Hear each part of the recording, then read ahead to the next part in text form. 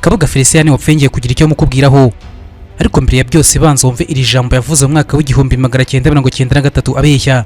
Rtlm nyakubahwa minisitiri ivuga ibiriho, ivuga kandi nacyo twayishyiriyeho kugira ngo ijye isobanurira abaturage, ariko muri uko gusobanurira abaturage uzi ko harabibogamira. Nibyo Kabuga Félicien yapfuye. Kuba Kabuga Félicien apfuye agaherekezwa n'abamuvumera ku gahera, aho kuvugwa ibigwi nk'abandi basaza bashagawe nabo bahaye impanuro, byatewe n'ibikorwa by'ubunyamaswa mu mugambi n'ishyirwa mu bikorwa bya Jenoside yakorewe Abatutsi mu mwaka w'igihumbi 1994. Reka nkubwire radio Rtlm Kabuga ubwe yashoyemo amafaranga atagira ingano ngo ishingwe ibijwi ryica kandi rikicisha Abatutsi. Ni ingabo zayo mu by'ukuri inkotanyi izashyira ibyo birumvikana ko zizashyira zikarangira rwose muri iki gihugu. Benshi bita radio televiziyo de Muri cyangwa se Rtlm, uruganda rwacurimo propaganda zihambe zatumye Jenoside yakorewe Abatutsi ishoboka kugira buri wese yibonyeho. Abantu tubona bakorana n'inkotanyi ni Sebukinganda wa Butete muri Kidaho. Iyi Rtlm ifatwa nk'ijwi rya Sekibi mu isi. Rtlm ifatwa nk'ijwi ry'urupfu. Rtlm ijwi riranguriye rya Hutu Power. Mu ngabo z'igihugu urumva ko nta byitso birimo. Iki kibazo kirakomeye kuko ibyitso biri mu ngabo z'igihugu nibyo biriho bituma igihugu inyenzi niho zijagata igihugu cyacu. Rtlm impandire y'abahutu heza ngo niba bamaze Abatutsi mu Rwanda mu mwaka w'igihumbi 1994. Rtlm yahawe mu wari we wese. Rtlm ijwi ritarimo ubumuntu na bukeya. Kuva Rtlm ni materi nawe yasomye ku kamogi mu gitondo. Nibyo sha. Rtlm yaremwe kuzategura abazatsemba Abatutsi. Rtlm ikimenyetso gihambe kigaragaza itegurwa ry'umugambi wa Jenoside yakorewe Abatutsi. Rtlm gitangazamakuru cy'ubumara bwica bw'amagambo yagicishijwemo yari yuzuye ingengabitekerezo ya Jenoside. Rtlm radio yasenye imitima ya benshi. Rtlm yahinduye Abahutu inyamaswa zo kwica Abatutsi batagira icyaha, kugira no kwica umwana ukiri mu nda ya nyina. Bimuhaguruza abasore bari hariya hepfo hafi y'ibagiro umuntu ajya ku Kimisagara simpaza ariko ni kwiteme. Rtlm yahemukiye u Rwanda. Rtlm yasebeje umwuga w'itangazamakuru. Rtlm yabajwe ryica kuri benshi. Nababwira yuko ibintu mwamahaye ngatumagura byanguye nabi, natumaguyeho gatatu ariko birakaze ariko ngo bibahakuraje kabisa, murindire uwo mwobo w'amazi ejo batazagira inyenzi iwunyuramo. Iyi Rtlm ne tugiye kugaruka tuvuge ibijyanye n'urugendo byacemo kugira ngo ishingwe ndetse n'imikorere yayo, by'umwihariko uruhare yagize mu itegurwa n'ishyirwa mu bikorwa rya Jenoside yakorewe Abatutsi. Muze twishime nshuti inkotanyi zashize, muze twishime nshuti yewe Imana ntirenganya. Kuva mu mwaka w'igihumbi 1990 kugeza mu mwaka w'igihumbi 1994, Leta ya Habyarimana akoze byose bishoboka ngo itegure Jenoside mu buryo bwose bushoboka byihariye mu itangazamakuru. Rumwe mu rugira amateka asigaranye kuri iyi ngingo ni uburyo mu kwezi kwa 12 mu mwaka w'igihumbi 1991 Perezida Habyarimana Juvenal yashyizeho komisiyo yari igizwe n'abasirikari 10 yari iyobowe na Colonel Theoneste Bagosora wiswe umucurabwenge wa Jenoside yakorewe Abatutsi. Iyi komisiyo yari ifite inshingano zo kugaragaza umwanzi w'u Rwanda n'uburyo yarwanywa, haba mu buryo bwa gisirikari, bwa politiki n'ubwitangazamakuru. Iyi komisiyo yahawe izina ry'ubwonko bwa Jenoside, niyo yagaragaje ko Umututsi wese ahava akagira ari umwanzi. Mu kurwanya umwanzi rero biciye mu itangazamakuru niho iyi komisiyo yatanze inama zakongera ibinyamakuru bivugira Leta bigakwirakwiza ibitekerezo byuzuye ingengabitekerezo ya Jenoside. Ndetse ahangane naho umuzi wa mbere wa radio ya Rtlm ushingiye. Gusa ntabwo byose byihuta ngo hatangizwe radio, ahubwo hahise hatangizwa ibinyamakuru byinshi byandika, byarimo nk'ikiswe Interahamwe n'ibindi bitandukanye byaje gufasha kangura ngeze Hasani. Gusa igihe cyaje kugira Leta y'abajenoside rifata icyemezo cyo gushyiraho na radio yigenga, kubera ko radio Rwanda ari bitari kwivugirwamo kuko ari radio y'igihugu.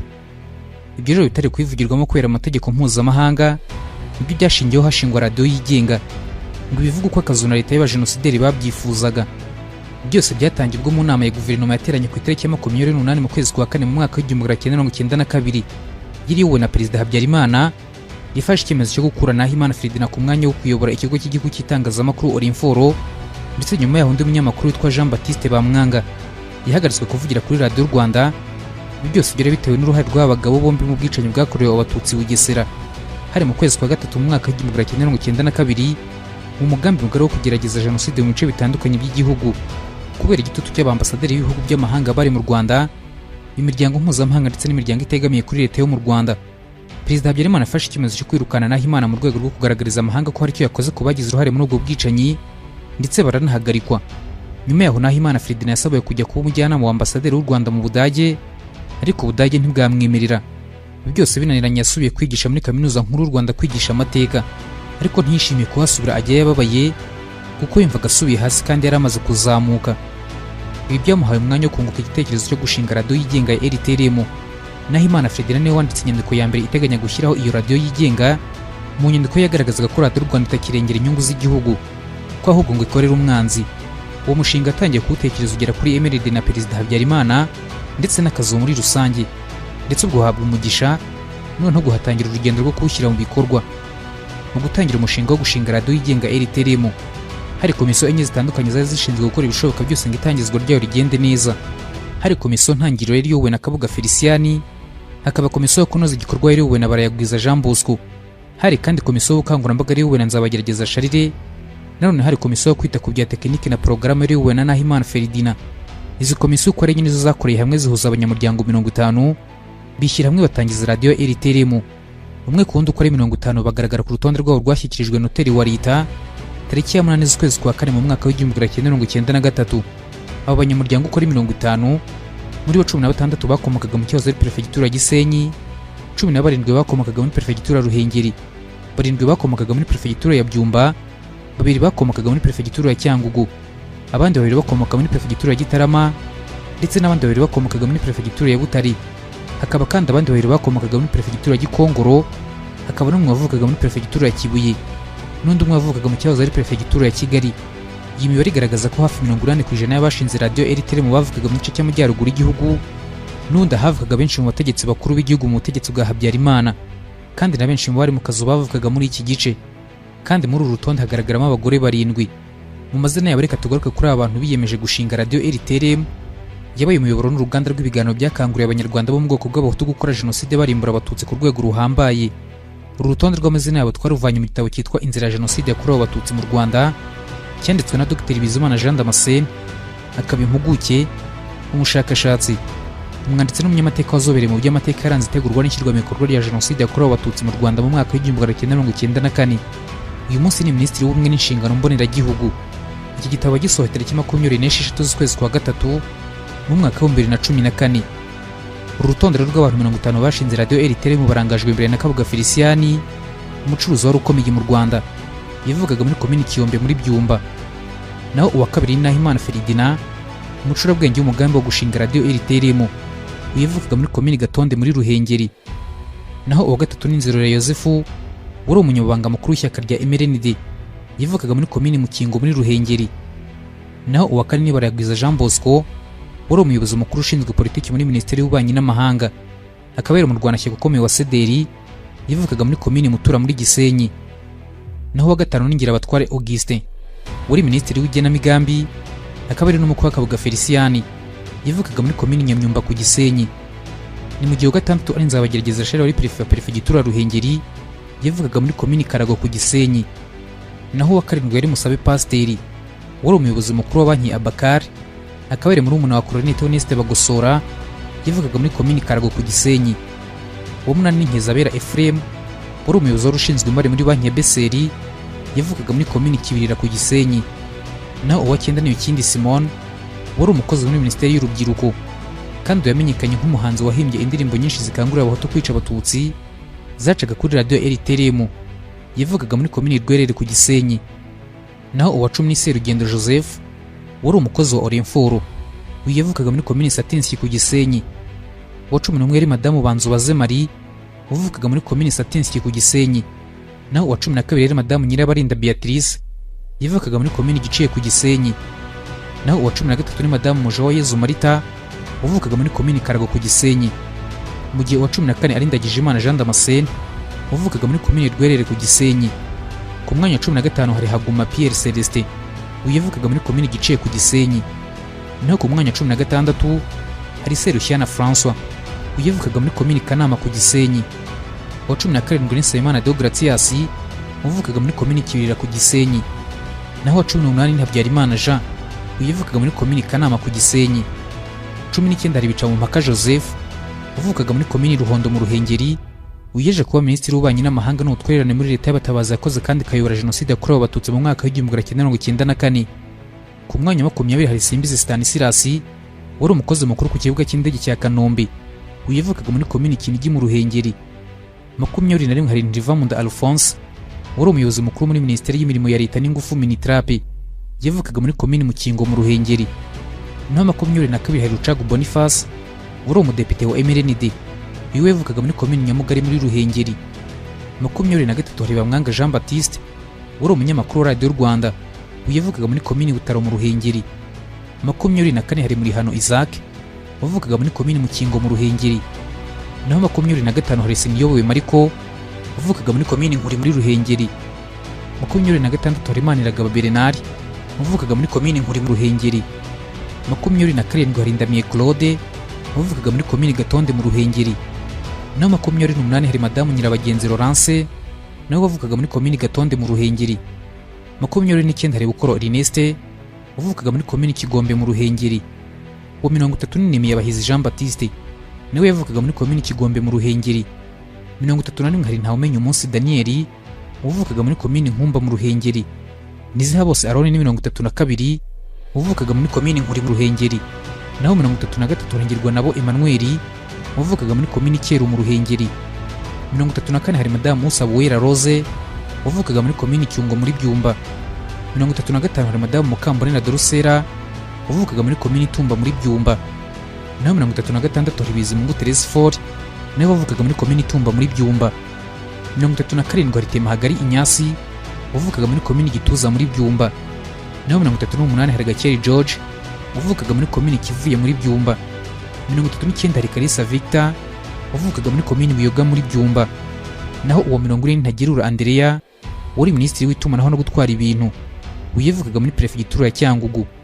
41 hakaba Nsengamungu Bernard nawe wavukaga muri Cyangugu muri komini Gisuma. Uwa 42 ni Simba Robert wavukaga muri prefegitura ya Gikongoro akaba kandi ari umunyamakuru kuri Radio Rwanda.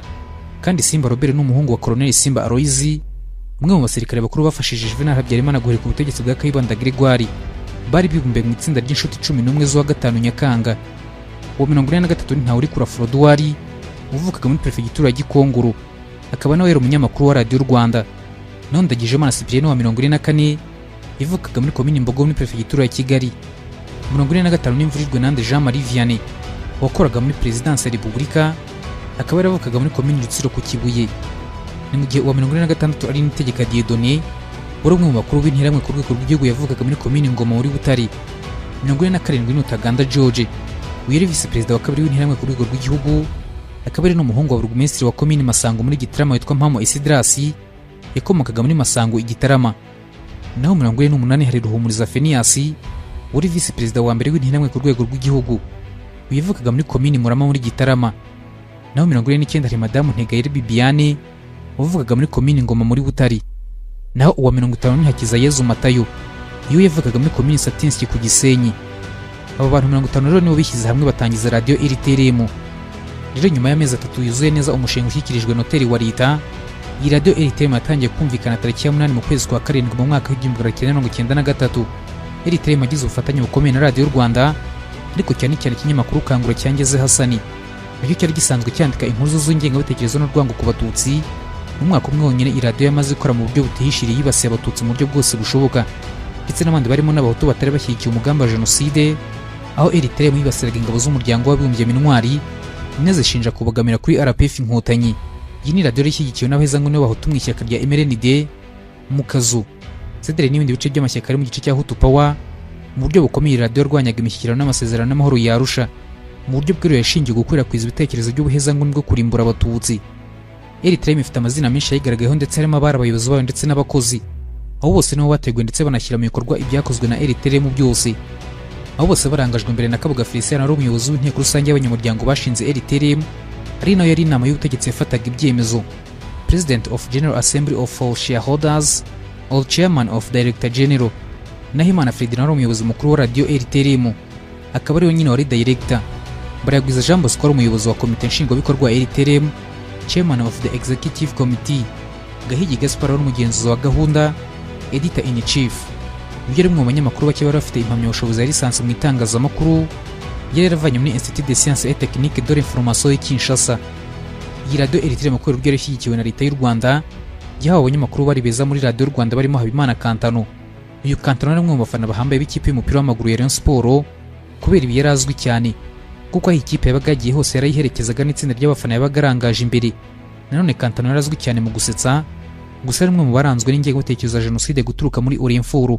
Ageze muri Rtlm arisanzura igaragaza wese mu magambo y'ingengabitekerezo ya Jenoside n'urwango ku Batutsi, kurya mu magambo ya Kantano amateka yari yasigaranye. Abandi banyamakuru bavuye kuri Radio Rwanda harimo Hitimana Noheli, wamenyekanye cyane muri gahunda yo gusuhuza abantu mu gitondo akoresheje amazina y'ahantu abantu babaga batuye.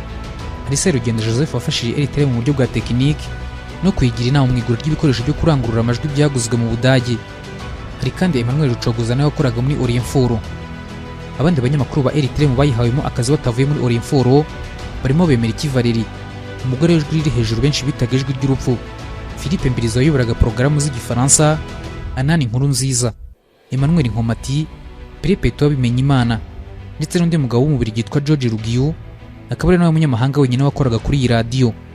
Iyi radio igifungura hisi hikaza indirimbo za Bikindi Simoni zakanguraga Abahutu kwica Abatutsi, indirimbo nka Bene se bahinzi, Nanga Abahutu n'izindi. Urukiko mpuzamahanga mpanabyaha rwashyiriweho u Rwanda rwamuhamije icyaha cyo gukangurira Abahutu kwica Abatutsi akoresheje indirimbo ze tariki 13 mu kwezi kwa gatatu mu mwaka wa 2010, ahita akatirwa igihano cy'imyaka 15. Ubwo ingabo za RP Inkotanyi zahagarikaga Jenoside yakorewe Abatutsi ikanabohora igihugu bidasubirwaho, Radio Rtlm ihagaze gukora burundu. Guhera mu kwezi kwa karindwi mu mwaka wa 1994 ntiyongera kumvikana ukundi. Nyuma ya Jenoside yakorewe Abatutsi abari abayobozi babiri bayo, aribo Nahimana Fidela na Barayagwiza Jean Bosco, bahungiye muri Cameroon. Umwe ariwe Nahimana Fidela yafashwe tariki 23 mu kwezi kwa gatatu mu mwaka wa 1996, naho Jean Bosco Barayagwiza afatwa mu bihe byakurikiyeho. Bombi bahamijwe ibyaha birimo gucura umugambi w'icyaha cya Jenoside, icyaha cya Jenoside, gukangurira rubanda gukora Jenoside mu ruhame, ubufatanyacyaha mu gukora Jenoside ndetse n'ibyaha byibasiye inyoko muntu. Mu rubanza rwabo rwamenyekanye nk'urwitiriwe itangazamakuru, bombi bakatiwe igihano cya burundu mu mwaka wa 2003, gusa kiza guhindurwamo imyaka 32 kuri Barayagwiza Jean Bosco mu mwaka wa 2009 ndetse n'imyaka 30 kuri Nahimana Fidela mu mwaka wa 2007. Undi umwe usigaye mu bayobozi bakuru ba Radio Rtlm wahiteye inkunga akagira uruhare rwo kwitangiza kurusha undi wari wese, cyane ko yari we uhagarariye abari abanyamuryango ba Rtlm. Ni Kabuga Félicien wihisha ubutabera igihe cy'imyaka isaga 26, gusa ibintu byo byaje gusubirwamo, maze mu kirere rwa tariki 16 mu kwezi kwa gatanu mu mwaka wa 2020 afatirwa mu gace ka Sienne mu Bufaransa. Icyo gihe isi yose iranyiganyeza kuko hafi ibinyamakuru byose bikomeye byo mu isi byagarutse kuri iyi nkuru. Ubu bategereje ko ubutabera bukora akazi kabwo ku byaha akekwaho, binarimo uruhare mu gushinga no kuyobora ibikorwa bya Rtlm. Iyi radio Rtlm yatumye Abatutsi batsembwa, ni kimwe mu bimenyetso bihambaye amateka yasigaranye ku bijyanye no gutegura Jenoside yakorewe Abatutsi ndetse no kuyishyira mu bikorwa. Rero iki kiganiro cyavugaga kuri radio Rtlm gisoreje ahangaha. Nshimira mwese twabanyasigaye naho utaha mu bindi biganiro byacu.